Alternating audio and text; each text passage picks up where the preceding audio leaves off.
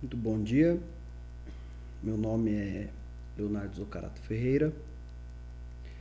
Inicio mais uma vez outra aula da Escola de Filosofia. O nosso tema de hoje é Montaigne e os ensaios. Bom,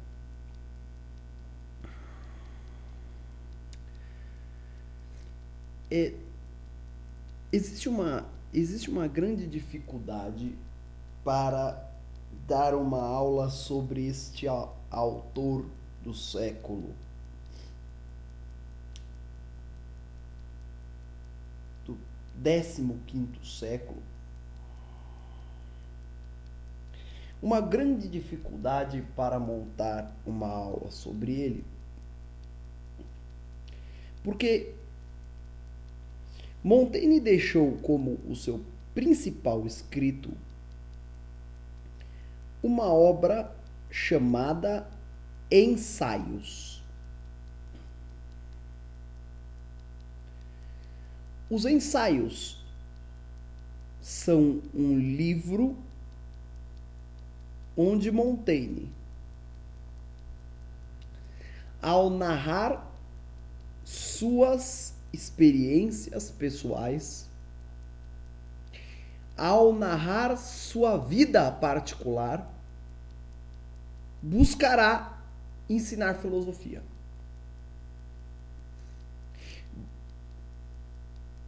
Neste livro, Montaigne exercita a arte, que tem muito a ver com a sua filosofia, de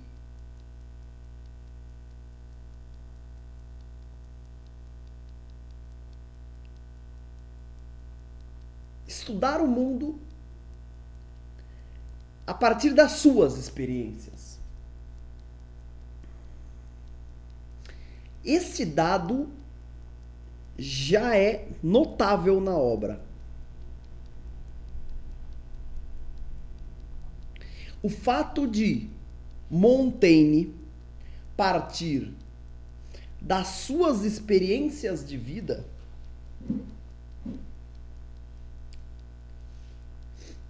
para dar a sua visão do mundo para nós. Então, Montaigne não vai partir de nenhum método objetivo para descrever a realidade.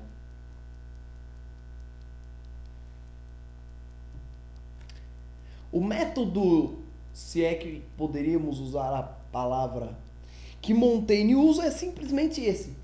Eu senti e vi o mundo desta maneira. Ponto final. Quem quiser ler, leia. Quem não quiser, não leia. Quem quiser concordar, concorde. Quem quiser discordar, discorde. Não tô nem aí. É assim que eu vejo o mundo. Ponto final. E essa forma de escrita, ela tem muito a ver com o que Montaigne está escrevendo nos ensaios.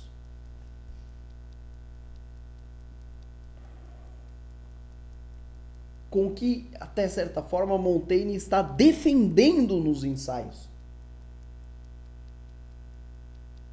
Que é o seguinte: é o fato de que todo homem tem uma razão e todo homem deveria usar esta razão para avaliar o mundo que está à sua volta, ao invés de ficar acreditando no que os outros estão dizendo do mundo. Quer dizer, a coisa é mais ou menos assim. Cada homem experiencia um mundo, diz Montaigne. Quer dizer, cada homem sente um mundo, vê um mundo, percebe um mundo. Isso não é, eu não estou aqui discutindo metafísica. Essa coisa está bem próxima da realidade. Cada um de nós vê o mundo através dos nossos olhos. E nós temos uma razão. Para quê? Para tentar explicar o que nós estamos vendo. Mas a maioria dos homens deixa de lado esta razão para seguir os outros homens como um rebanho.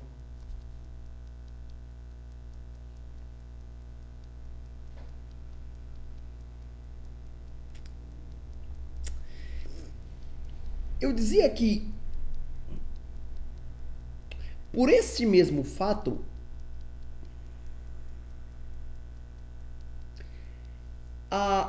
fazer uma aula sobre os ensaios de Montaigne é muito difícil, porque, por este motivo que eu acabei de dizer, os assuntos abordados em Montaigne, primeiro, não tem muita ordem. Montaigne meio que vai falando do que lhe vem à cabeça.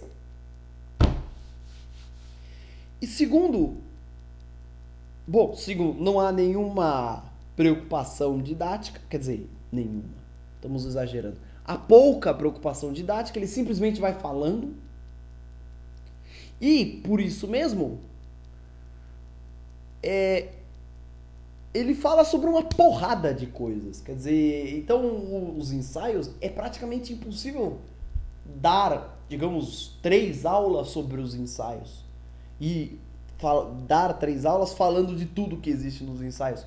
Porque a variedade de temas aos quais Montaigne se debruça nesse livro é gigantesca. Sobre tudo ele dá uma pitada.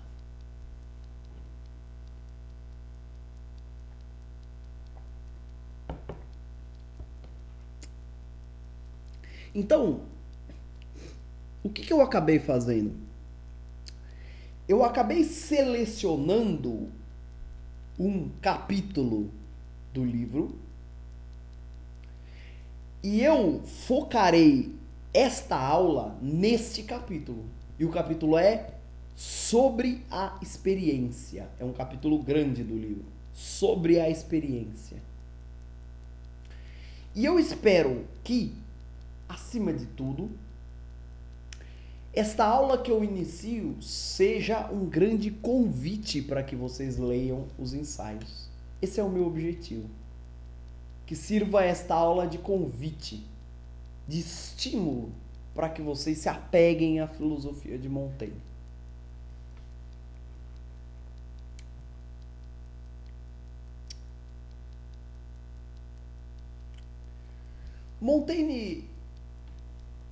Montaigne era um ricaço. Montaigne vivia num castelo. Nasceu num castelo lá.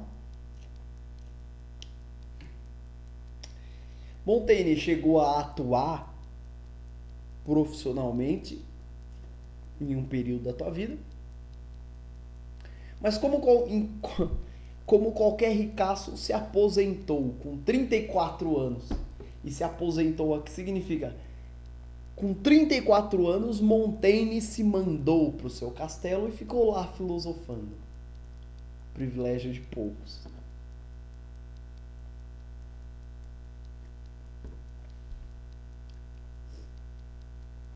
Ao longo desse tempo, ele escreve os ensaios.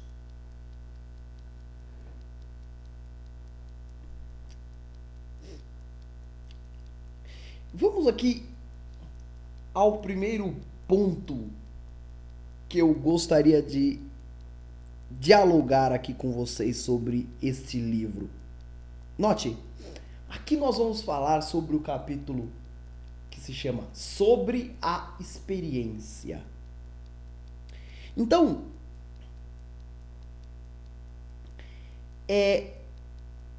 a coisa começa da seguinte maneira. Montaigne olha o mundo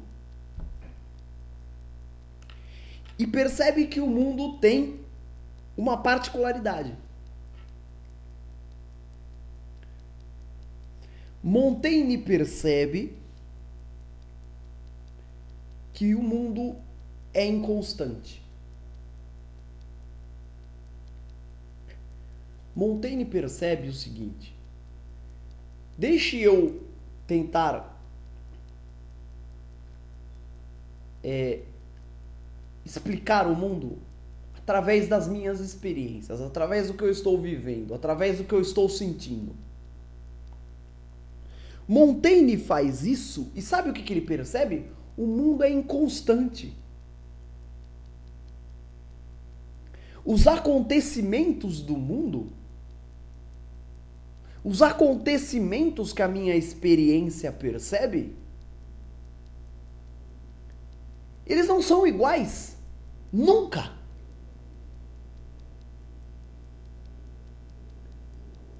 Cada experiência que eu tenho do mundo é única.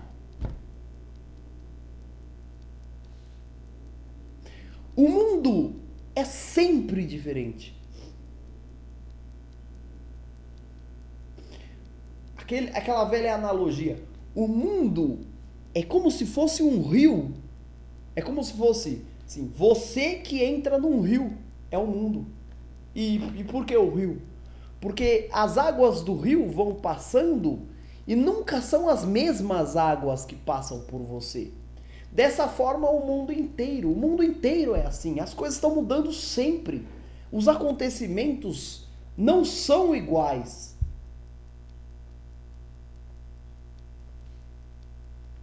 Eu acho que o melhor jeito de entender o que Montaigne está dizendo é ir ao metrô. Vá ao metrô de São Paulo, 7 da manhã, 6 da tarde. Você vai ver milhares de pessoas. E nenhuma é igual à outra.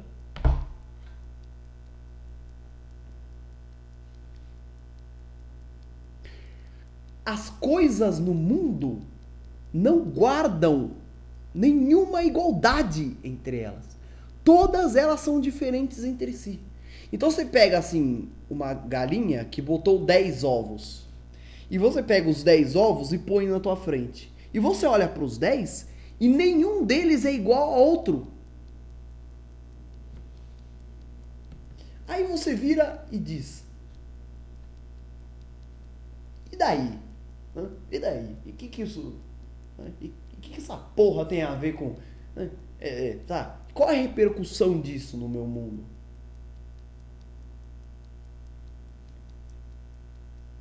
É que quantas vezes nós não esperamos do mundo que ele seja um lugar permanente? Que ele não mude? Exemplo.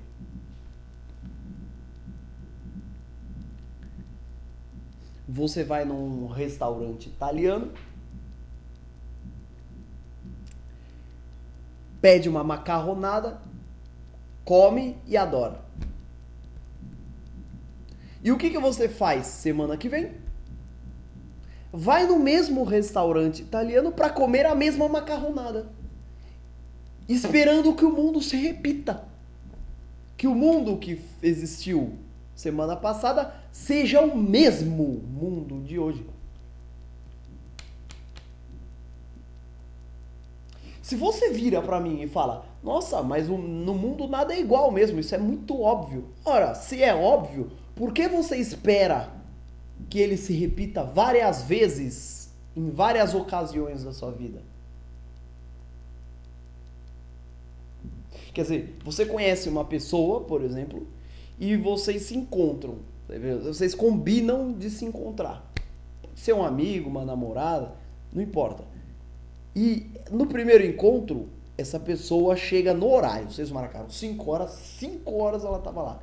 No segundo encontro, ela chega no horário. 5 horas estava lá. No terceiro encontro, mesma coisa, chega no horário. A partir daí, você passa a acreditar que ela vai chegar no horário sempre. Você cria essa expectativa. Agora, o que obriga a chegar no horário no quarto encontro? Nada. Nada.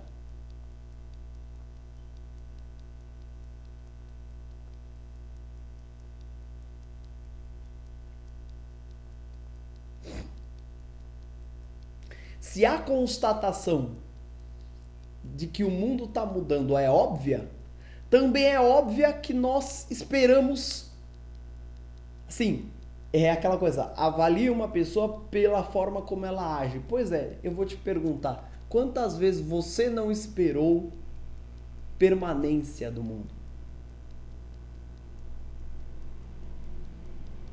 Quantas vezes você não esperou que o mundo não mudasse?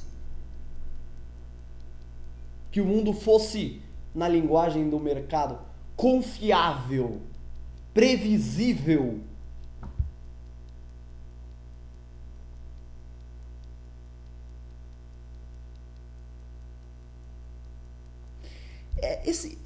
Esse é o problema da filosofia. Se você não estiver disposto a pensar nessas coisas, você nunca vai poder entender a filosofia. Porque a arte da filosofia é pensar sobre essas coisas aparentemente inúteis. Tipo o seguinte, você pega 10 galinhas e põe uma do lado da outra. E nenhuma delas é igual à outra. Ora, pergunta, se é assim, por que nós chamamos elas pelo mesmo nome, galinha? Se elas não são iguais. Isso daqui é uma caneta. Haverão milhares de outras canetas diferentes a esta. E, no entanto, todas recebem o nome de canetas. Como pode isso ser assim?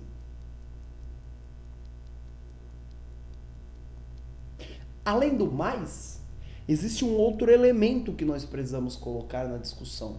É o elemento tempo.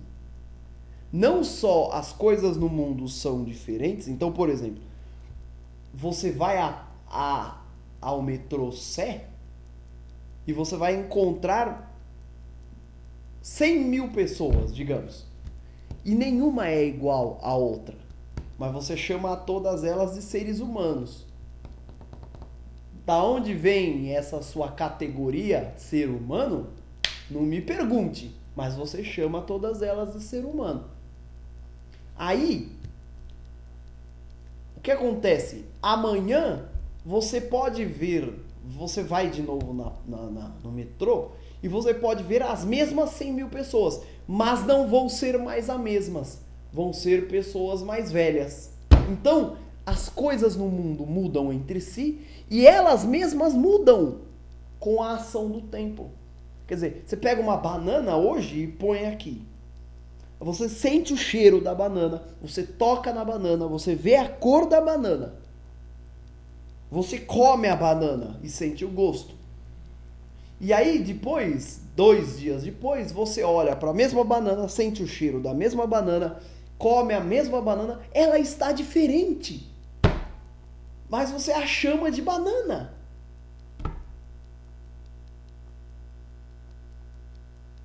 Se você não entende que o papel da filosofia é fazer essas perguntas, você nunca vai entender o que a filosofia faz de fato. É mostrar o seguinte, as coisas que aparentam ser óbvias não são óbvias.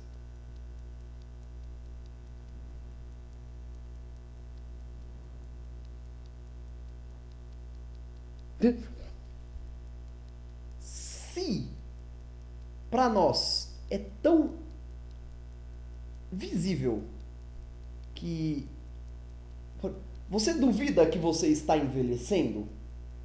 Acho que não. Espero que não. Espero que você não ache que é algum tipo de Deus ou qualquer coisa assim. Você duvida que você está mudando?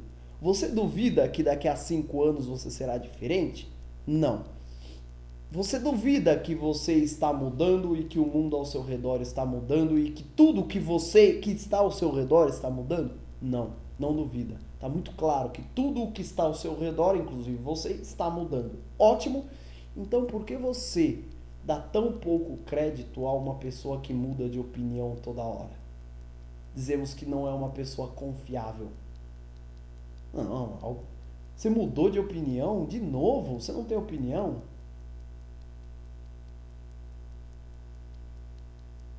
Não sei se você reparou, mas nós exigimos das outras pessoas permanência na mesma opinião, no mesmo valor sobre a vida. numa mesma opinião sobre a vida, sobre uma ação qualquer, sobre uma discussão qualquer.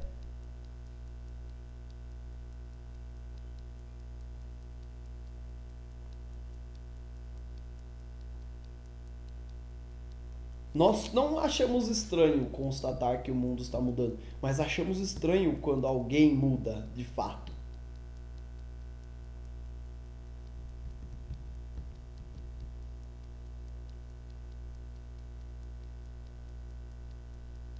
O que você acharia, por exemplo, se Lula saísse do PT e entrasse sei lá, no PTB ou no DEM e falasse todos os valores que eu defendi até agora estavam errados? Você acha que esse é uma pessoa confiável ou não? Responda com sinceridade.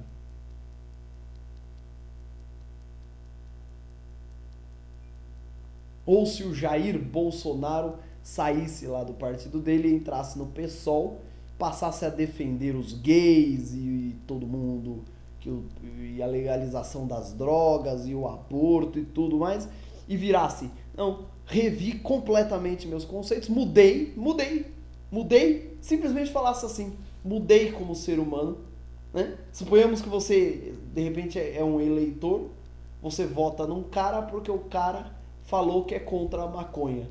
Aí quando ele se elege, ele vira para vocês e fala assim, olha, sabe o que é? Eu sou um ser humano está em constante mudança e eu mudei. O mundo mudou, eu mudei e agora eu sou a favor da maconha.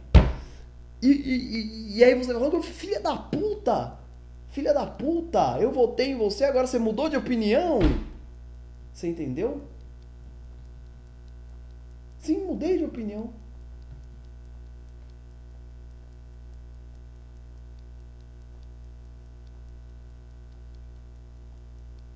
Mudar de opinião é sinal de fraqueza?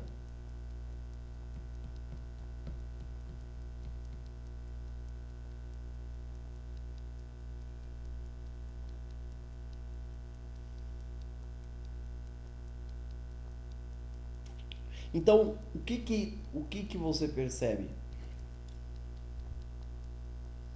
É que, ao mesmo tempo que vivemos num mundo de mudanças ininterruptas e que somos homens que mudam sem parar também, ao mesmo tempo vivemos num mundo tentando criar formas, modelos, protocolos, categorias, manuais para tentar tornar o mundo mais previsível.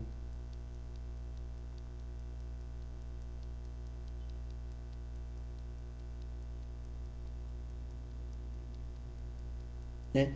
Quando a gente cria a palavra galinha, isso é claramente um protocolo, um modelo. Existe por trás dessa palavra um modelo de galinha. Um modelo que não corresponde a nenhuma galinha em particular. Mas é um modelo, quer dizer, nós pegamos uma espécie de ideia de galinha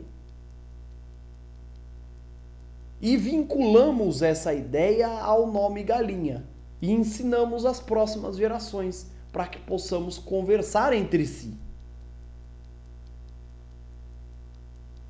Só que o problema é que quando a gente reúne experiências que em si são diferentes, quando a gente reúne essas experiências numa mesma categoria, num mesmo grupo, num mesmo pacote e diz, não, agora não são a galinha A, a galinha B, a galinha C, são galinhas.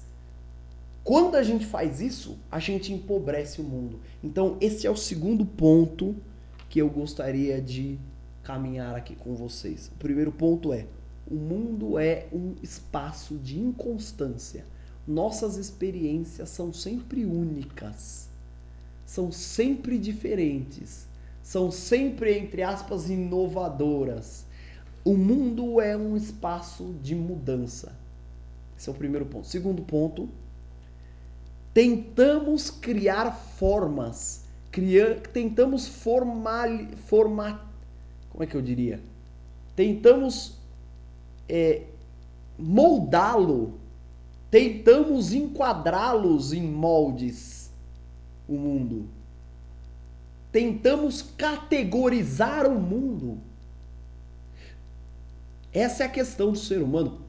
Uma tentativa de categorizar, de criar bloquinhos, criar pacotes, digamos, reunir as experiências que sempre são únicas em pacotes.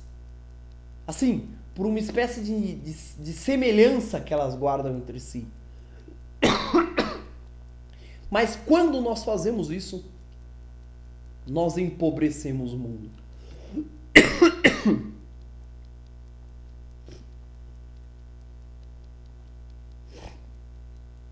Então eu vou dar um exemplo para ficar claro.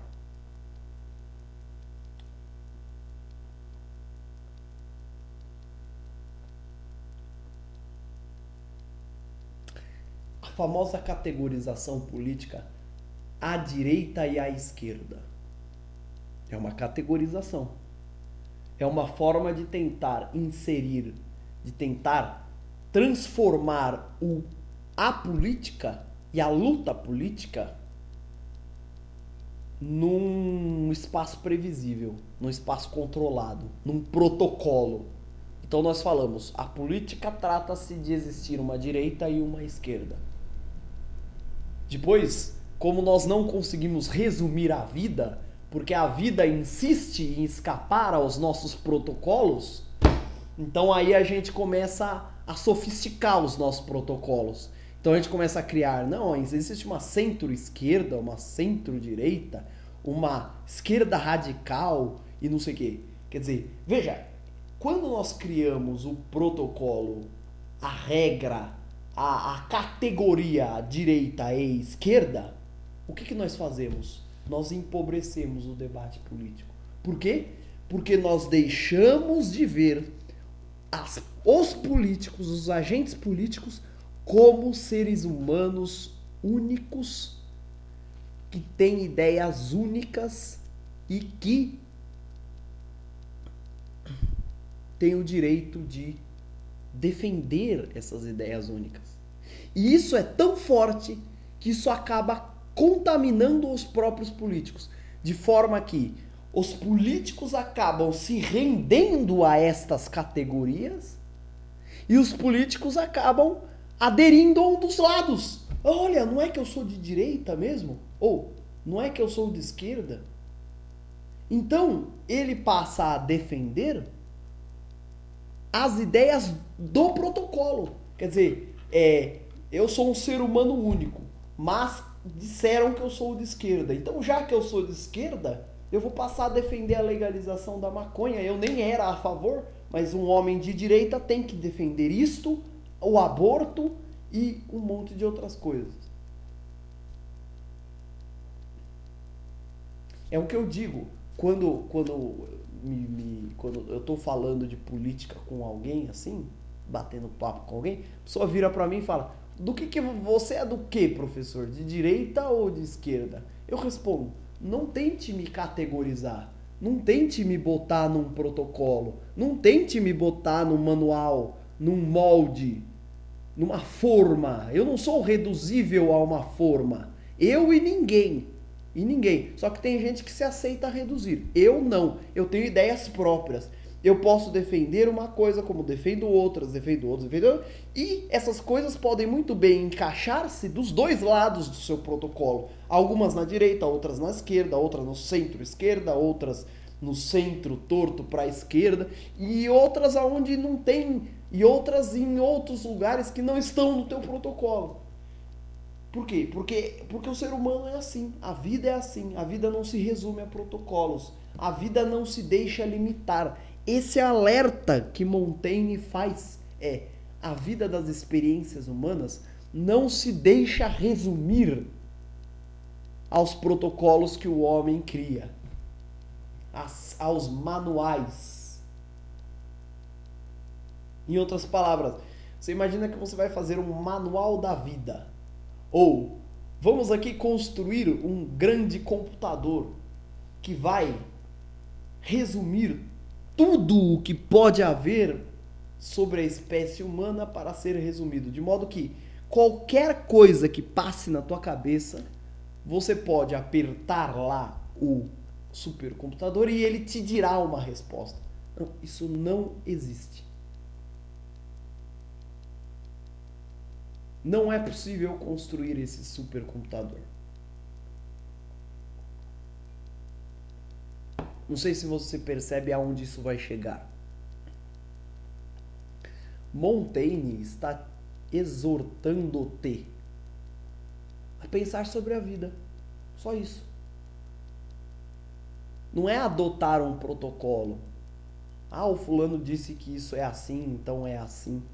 Ou os especialistas disseram que isso é assim, então é assim, obviamente. Montaigne está dizendo simplesmente o seguinte: avalie a tua vida e chegue a tuas conclusões.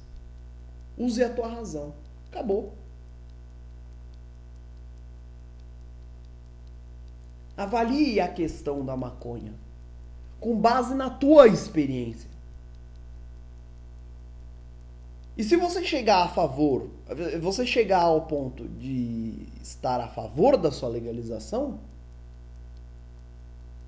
diga. Ah, então você é de esquerda. Eu não sou de nada. Eu não sou de nada. Não me enfie nos seus moldes. Eu sou um ser humano único. E mais! Eu sou único. Hoje, amanhã serei outro. Ó que legal. Amanhã eu sou outro. Então eu posso mudar de opinião. Amanhã eu vou virar e vou falar: não defendo mais a legalização da maconha. Por quê? Porque eu mudei.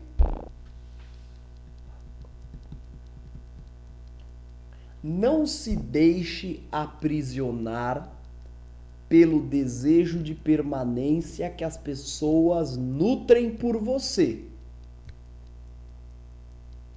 Não deixe se aprisionar pelo desejo que as pessoas têm de que você seja um mesmo ontem, hoje e amanhã. Para que a vida das pessoas seja mais fácil, elas querem que você seja o mesmo sempre. Não deixe isto acontecer. Por quê? Se você deixar ou se render a esta vontade de protocolos, você vai acabar se deslocando da vida para ficar no protocolo. Então é assim, você hoje defende a legalização da maconha. Amanhã você começa a ter dúvidas sobre isso. Mas digamos que você esteja no PSOL. Então, mesmo que você tenha dúvidas sobre isso, é meio constrangedor no PSOL você dizer que é contra a maconha. Então o que você faz? Você começa a criar argumentos para se convencer a continuar com a mesma opinião. E aí você se desloca das suas experiências. Você desloca-se do seu mundo real. Eu estou usando o pessoal como um exemplo. O mesmo valeria para a igreja, por exemplo. De repente você chega à conclusão que Deus não existe. Mas ao mesmo tempo no teu bairro só tem a igreja. O único local de socialização. Então você, para encontrar as pessoas, precisa ir à igreja. Mas de repente você começa a duvidar que Deus existe.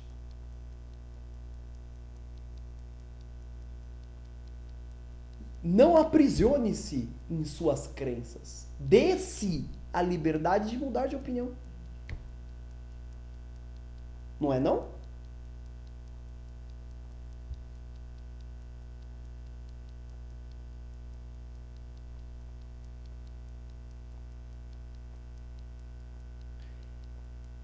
Categorizar o mundo é empobrecê-lo. É tirar o que ele tem de único. Você imagina o seguinte, você pega uma grande massa de bolo e você põe num molde. O que geralmente acontece? Uma parte da massa fica para fora do molde. Não é isso? Esta parte, o que você faz? Corta e depois joga fora. É o que você faz quando você vem com as suas categorias do mundo. Você pega uma parte da tua vida que não se encaixa naquela categoria que ou te ensinaram ou você mesmo criou pra se fuder, você mesmo. Você pega aquela parte da tua vida que não se encaixa na categoria que você abraçou e você joga fora. Você não se dá o direito de ficar com o seu ser inteiro.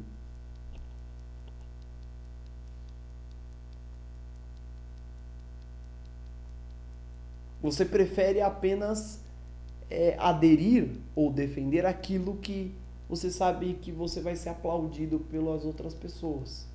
É o protocolo. Porque o protocolo todos aplaudem. Defender o óbvio e o aceito socialmente, qualquer idiota faz. Qualquer idiota é capaz de defender uma ideia que já está coletivizada, que já é defendida pelo resto. Qualquer idiota é capaz de defender uma ideia que já está sendo defendida por quase todo mundo. O difícil é ir contra a corrente. O difícil é usar a própria cabeça. Defender o protocolo, defender o manual, é a coisa mais fácil do mundo.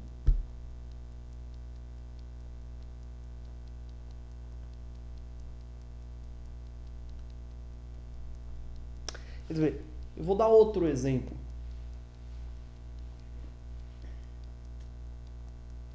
Um exemplo bem simples.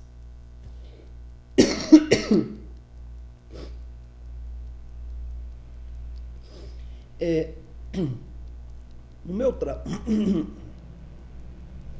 meu trabalho, existem lá, digamos, 12 pessoas. E em alguns sábados realizam-se eventos que precisam da presença no mínimo de 2 das 12 pessoas trabalhando nesses eventos.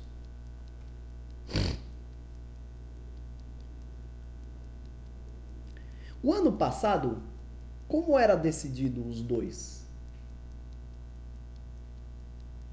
Por convenção livre, espontânea e momentânea dos apetites dos que estavam envolvidos na situação. Então era o seguinte, ficava aberta aquela vaga ali, quem tinha interesse ia lá e dizia, eu quero ir esse sábado. Pronto. Era algo assim bem aberto à experiência e à unicidade do mundo. O mundo é único. Então pode ser que amanhã eu esteja a fim de ir. Então é bom que esteja aberto aí essa coisa. E o outro não esteja afim ou o outro não quer ir. Um gosta mais de ir, o outro não gosta de ir. Um tem filho, o outro não tem. Você vê, as pessoas são únicas. Não exige das pessoas o mesmo comportamento. As pessoas são únicas. Eu tenho uma raiva dessa mania de comparar as pessoas que existe. Se o fulano fez isso, você também pode. E o fulano com 25 anos já fazia tal coisa. E o outro publicou um livro já aos 23 anos. Você também tem que fazer. O Beltrano dirige na tua idade.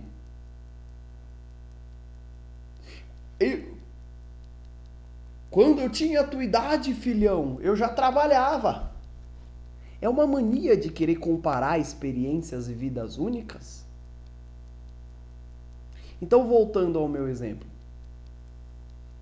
Quem ia trabalhar nos sábados? Quem quisesse. Ganha hora extra. Ganha horas no banco de horas. Então, quem quisesse ia trabalhar. E quem não quisesse, não ia. Tinha gente que é solteira, é mais fácil ir. Tem gente que é casada, é mais difícil ir. Tem gente que gosta mais de viajar, é mais difícil ir. Tem gente que não gosta de viajar, é mais fácil ir. Então, as pessoas são particulares. Quando você deixa aberto o espaço para que as pessoas particulares definam a vida, você reconhece essa unicidade. Aí que a chefia resolveu fazer?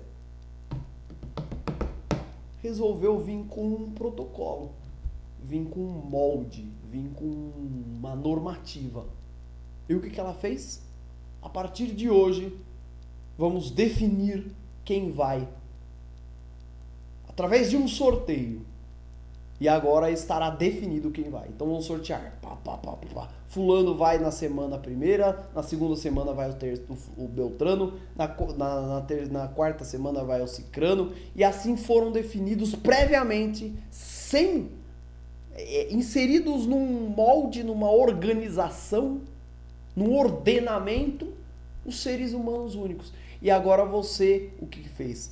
Passou a régua, sob o pretexto do seguinte: não, todos têm que ir a mesma quantidade de sábados trabalhar. Por quê? Você passou a régua nas especificidades. Isso é o que mais é feito. As pessoas adoram passar a régua nas particularidades dos outros. Os seres humanos não são iguais. Eles não são iguais. Mas as pessoas adoram passar a régua nas diferenças.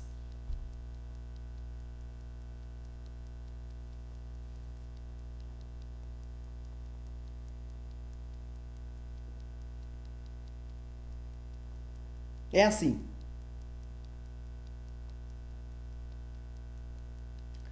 Usar a razão e pensar no mundo fora de um protocolo, de um molde, de um modelo a ser seguido. Qual é o problema de seguir um modelo? Me diga, qual é o problema de adotar um modelo de vida? Um molde de vida? Um gabarito de vida? Qual é o modelo? Qual é o problema? O problema é que você não pode se permitir fazer nada fora do gabarito. Nada fora do modelo. Tudo que está fora do modelo é descartado sumariamente. Então é assim. Usar a razão para pensar nas particularidades da vida, para pensar na unicidade do momento que está na nossa frente. Usar a razão para pensar na beleza única de algo que está na nossa frente, de algo que demanda uma decisão particular para aquela ocasião. Fazer isso é difícil. É complicado. Dá trabalho.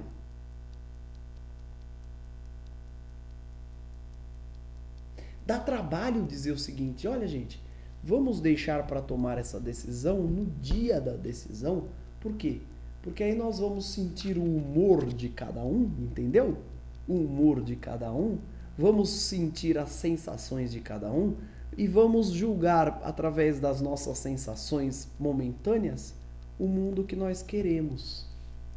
Isso dá trabalho, isso dá medo, deixar esse espaço indefinido. O melhor mesmo, dizem os controladores, é vir com um gabarito e enquadrar todo mundo no gabarito. Você transforma as pessoas em robôs, em máquinas, em objetos previsíveis, já que você cortou toda a imprevisibilidade com o teu gabarito, transformando-as assim, você não precisa pensar, você pensa menos. Você incluiu as pessoas no teu gabarito e agora a ação delas é previsível. Só que é uma ação empobrecida.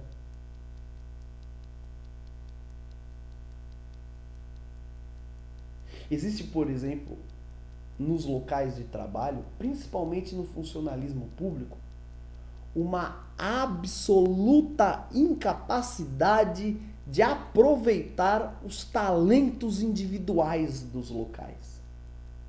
Por quê? Porque todo talento individual, particular, sucumbe ante esta vontade de categorizar.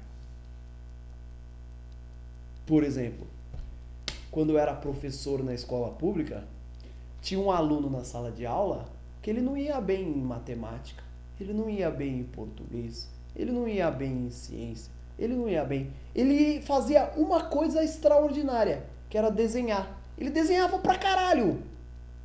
Ele desenhava muito. No entanto, simplesmente desenhar muito não estava enquadrado no gabarito de bom aluno. Então ele se fudia. Ele não passava, ele ficava de recuperação, ele enchiam um saco dele, obrigavam-o a aprender trigonometria, a aprender que o que é um protozoário, o que é uma ameba, o que é um adjunto adverbial. Ah, mas essas coisas não são importantes? Não sei. Quem definiu que são importantes? Se a gente quer uma sociedade bela, ou a gente valoriza os talentos individuais das pessoas, porque aquele garoto poderia ser um novo Picasso. Ou a gente vai sair por aí aplicando os gabaritos e mediocrizando, quer dizer, botando numa média as pessoas. É o seguinte, não importa o talento que você tenha. Nós temos aqui um critério, e se você não se enquadrar aqui, você não é bom. Nós temos aqui um molde, e se você não entrar aqui, você não serve. Essa é a questão.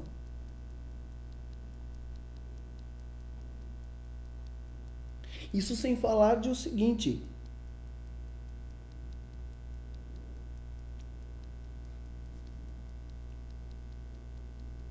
você sai por aí criando modelos de bem viver, aí você vira e diz, agora a vida boa é a vida como vegetariano. E aí você diz que as pessoas têm que passar a vida comendo cenoura, alface, granola, etc. Não, gente, desculpa. Agora a vida boa é a vida na fazenda.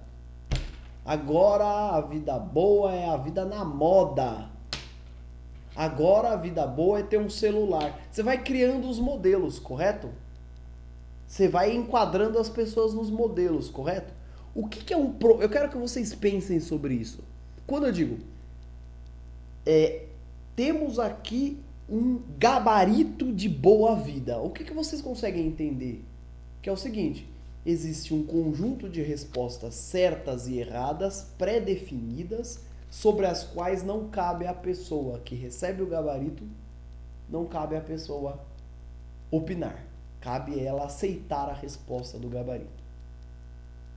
Correto? Ora, quando você começa a fazer isto, e isto é o que mais tem, você faz com que as pessoas desaprendam a pensar. Desaprendam a pensar. Percam a capacidade de pensar. Sabe o bom senso? Então, você chuta o bom senso pro espaço.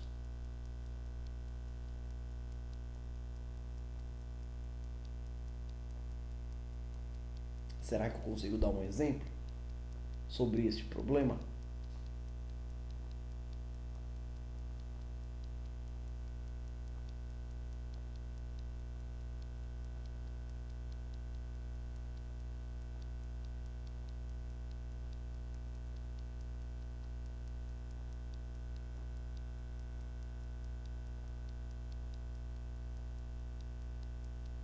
Quer dizer, a ideia aqui é a seguinte, né? Um modelo, quer dizer, algo pré-existente, algo que vem de fora para dentro de alguém, é um conjunto de respostas feitas sobre a vida. Respostas sobre alguma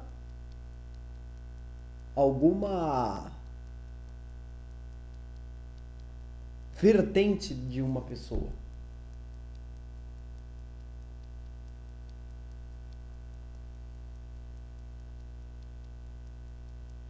Quando você convence essa pessoa a adotar este modelo, ela não precisa mais pensar sobre as questões ali colocadas.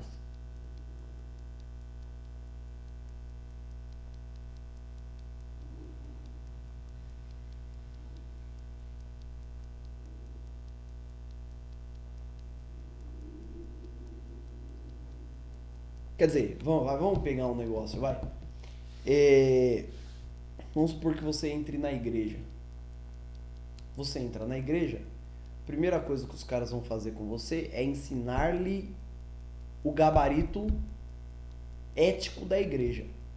Gabarito ético significa eles vão te transmitir o molde, o modelo do que é um cristão.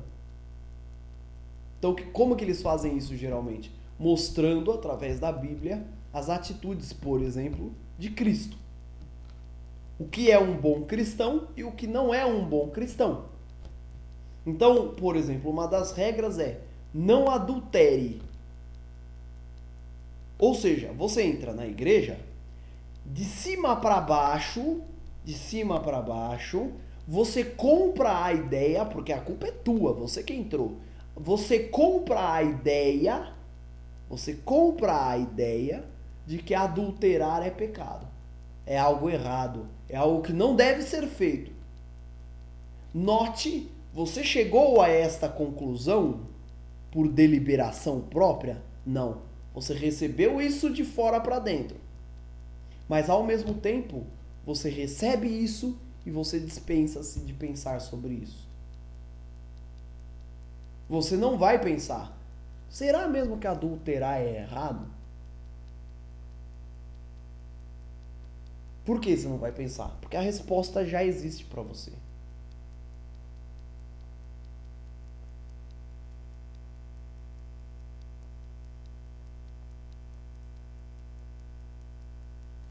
Você vai entrar na igreja e os caras vão te ensinar de uma forma ou de outra o seguinte: abandone o mundo da vida em nome do mundo de Deus.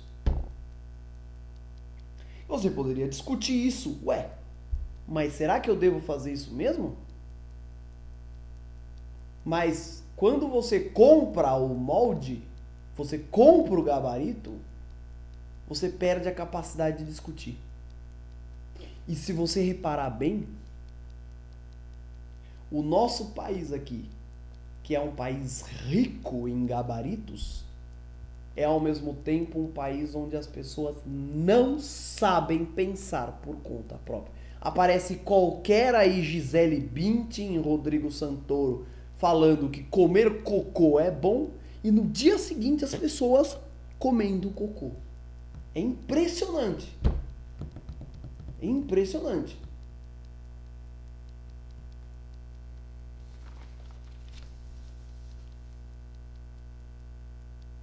Portanto, Montaigne tem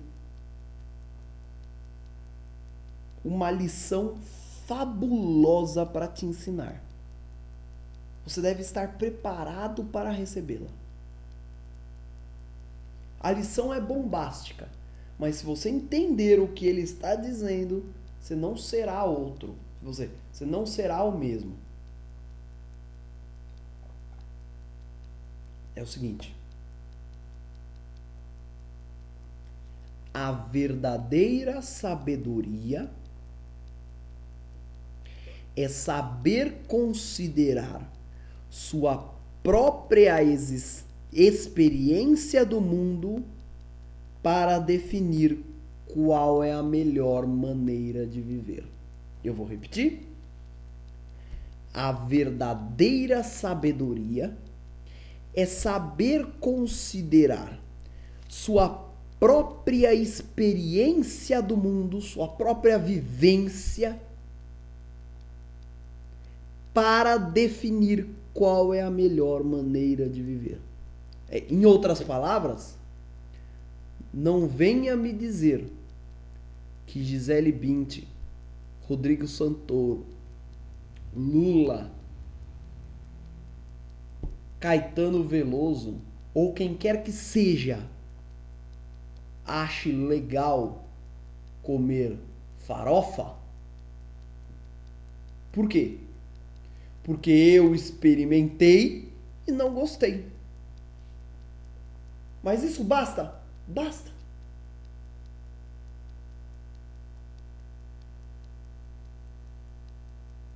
Nas palavras de Montaigne, abre aspas, a vida de César não é mais exemplo para nós do que a nossa.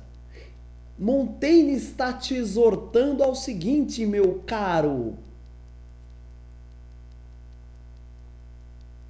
Você é o teu manual de bem viver. Você é a tua referência para o que é bom ou mal.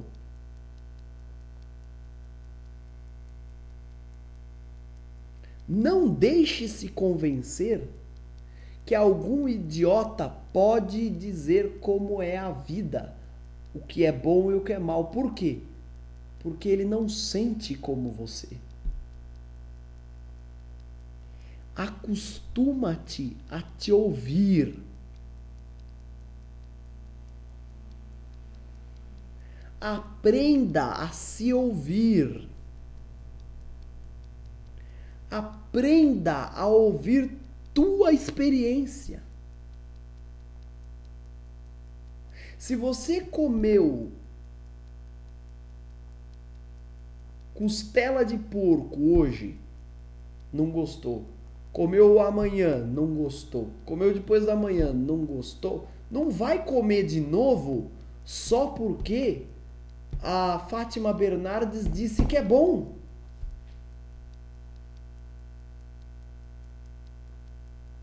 A Xuxa disse que é bom tomar tangue. Foda-se a Xuxa. É bom pra ela tomar tangue. Ela que fica com tangue. O que você acha que é bom pra você é bom só pra você e pra mais ninguém. Não faça, não faça dos outros a sua referência. Seja a sua referência.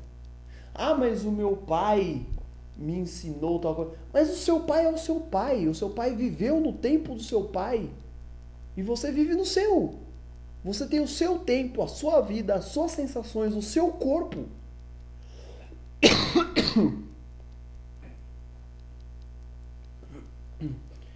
Só que a coisa só vai funcionar se você aprender a se ouvir, entendeu? Aprenda. Isso é uma coisa que a gente não aprende na escola. A escola não nos ensina isso. Aprenda a interpretar tuas sensações. A escola ensina como calcular a área de um triângulo, retângulo, blá, blá, mas a escola não nos ensina como interpretar nossas sensações. Pelo menos não nos dá instrumentos para. O que é alegria, o que é tristeza.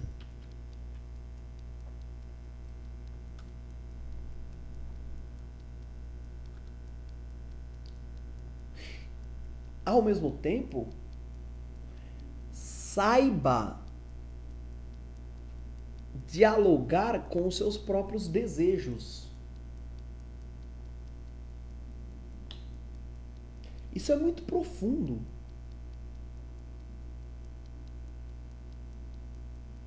Saiba analisar se o que você está fazendo é bom para você.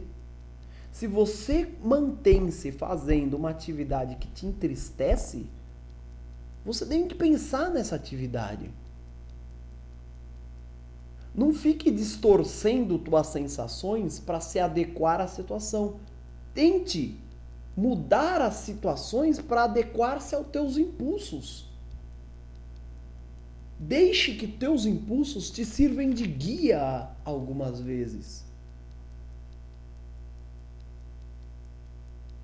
Saiba identificar o que é bom e ruim para você, o que é entristecedor e alegrador para você.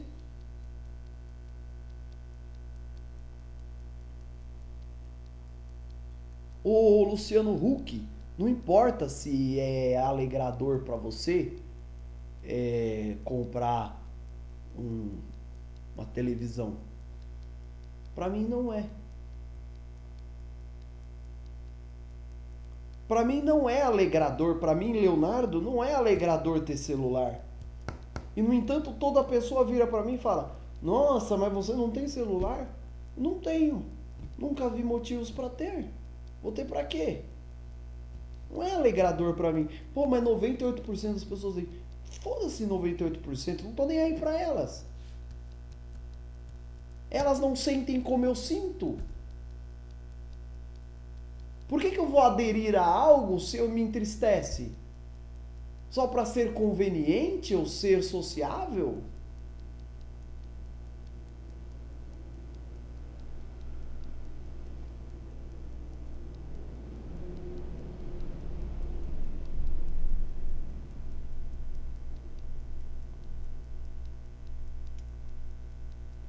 Então, acostume-se com a ideia de ouvir as tuas sensações para tomar as decisões da sua vida.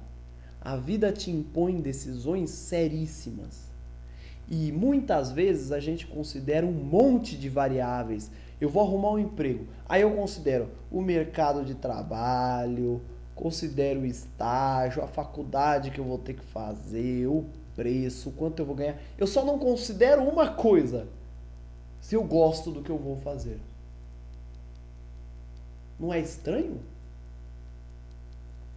Uma pessoa que vai passar 10 anos fazendo algo, 20 anos, uma vida, e não considera se gosta de fazer o que vai fazer?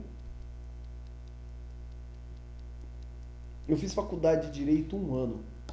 Eu ouvi de uma menina assim: "Por que você está fazendo Direito?" "Não, porque meu pai me obrigou." Espera aí um pouquinho. É teu pai que vai viver na tua carne e osso? Não, sou eu. Ué, é você quem vai sentir, não é? É. Então não é melhor você decidir com base nas suas sensações e não nas dele?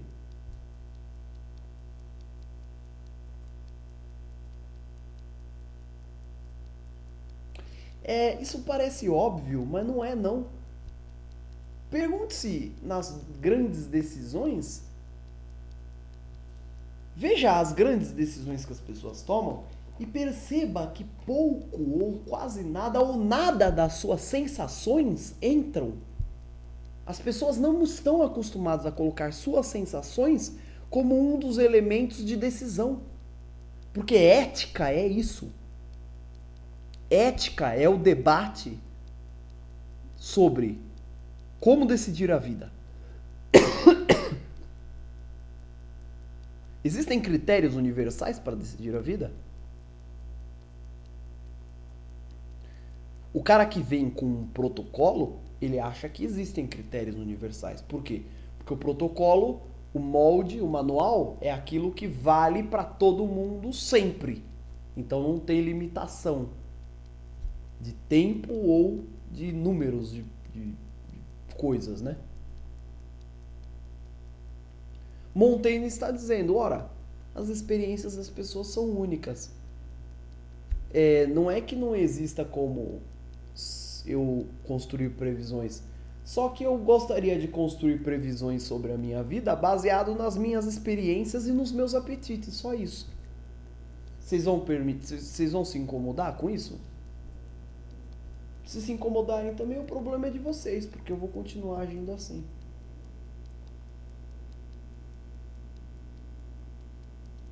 Quando Montaigne vai avaliar a sua vida, ele chega a uma conclusão fantástica. uma espécie de ideal de conduta humana, uma espécie de valor, valor de vida. E aí é bem claro, você tem que deixar isso bem claro na tua mente. Montaigne não está dizendo para você fazer a mesma coisa. Montaigne está dizendo o seguinte: eu acho que esse é o mais certo. Só vale para mim. Só vale para mim. É o seguinte: se o mundo é inconstante, é uma besteira tentar ser rígido neste mundo inconstante. Se o mundo muda sempre, como eu posso ser rígido e não flexível? Adaptemo-nos às circunstâncias da vida. O mundo muda. Eu devo estar preparado para mudar também. Abre aspas. A melhor das minhas disposições corporais é ser flexível e pouco teimoso. Não há modo de vida tão estúpido e fraco como aquele gerado pelas regras e pela disciplina. A disciplina. Não existe palavra mais tola que a disciplina. Vamos seguir um ordenamento. Mas a vida não é ordenada, a vida é uma zona. A vida é uma bagunça. Então estejamos prontos para viver na bagunça, viver no barulho, viver na zona. E para isso é vital que a gente não abrace modelos de vida. Porque o dia que a vida nos apresentar uma circunstância que não esteja naquele modelo, a gente vai deixar de viver, porque a gente vai seguir o modelo. Então, o que eu tentei fazer aqui é tocar em alguns assuntos que eu creio que incomodavam Montaigne. Não é que seja exatamente o pensamento de Montaigne, não tem como eu não botar aqui um pouco da minha visão sobre as coisas. Mas eu espero que essa aula tenha servido para que vocês se entusiasmem com o texto e leiam o texto, porque é muito bom, é muito gostoso de ler. E é um autor muito franco, é um autor que não vai ficar fazendo aquelas palhaçadas tipo Descartes, que vem com aqueles argumentos, aquela coisa assim, que você fica olhando assim, o que é isso? Coisa estranha, sabe? Aquelas coisas de Platão que vem com aqueles diálogos, tem umas perguntas meio sem pé nem cabeça, você fala, mas por que aquele cara tá falando? Esse cara tá me enrolando, não sei o quê. Montaigne não tem isso, cara. Ele não tem nada disso. Ele simplesmente fala o que quer, baseado nas suas experiências. Não está pedindo para ninguém concordar com ele, mas está te pedindo para acostumar-te a considerar o teu modo de vida nas decisões que você vai tomar, porque as decisões que você vai tomar serão para ti. Não sei se te avisaram isso, mas é você quem vai viver. Então aproprie-se das suas decisões. Não deixem que outros fiquem colocando o dedo no teu nariz e dizendo o que fazer toda hora. Às vezes tem que engolir essas coisas, tá certo. Mas espontaneamente, quer dizer que, deixa eu ver se eu entendi bem. Eu vou tomar tangue só porque a Xuxa tá falando? Tá de brincadeira. Não. Certo? Então é isso. Muito obrigado pela audiência de vocês e até outro dia. Bye bye.